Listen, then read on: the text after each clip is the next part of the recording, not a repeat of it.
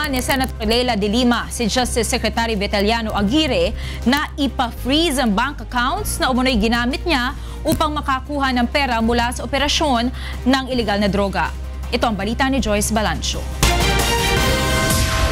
Muling itinanggi ni Senator Leila de Lima na kanya ang mga bank account na sinasabi ni Justice Secretary Vitaliano Aguirre na umano'y ginamit niya upang tumanggap ng pera mula sa operasyon ng ilegal na droga. Kaugnay ito, hinamon ng mambabata si Secretary Aguirre na ipa-freeze ang mga ito, oras na mapatunayang sa kanya ang mga naturang account. Kung kumbinsido po kayo na yung mga so-called bank accounts na yan ay accounts ko pero nasa pangalan ng iba, pakisabi po sa mga bangko na yan, i-freeze na yung mga accounts na yan. Alamin na sino may yung mga nag-open ng mga accounts na yan. May impormasyon din anya siya na pinipilit hanggang ngayon ang inmate na si JB Sebastian at ang kanyang asawa na tumistigo na rin laban sa kanya. Nagpapakita lamang anya ito na desperado na sina Secretary Aguirre na idiin siya sa mga aligasyong may kaugnayan sa droga.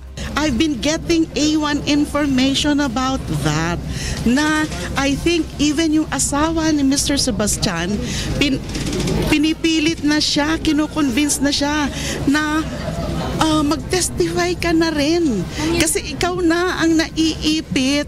Ang gusto lang naman nila.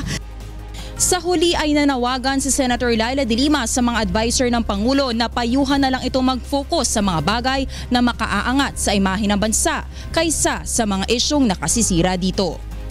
Joyce Balancho, UNTV News and Rescue, Senate of the Philippines.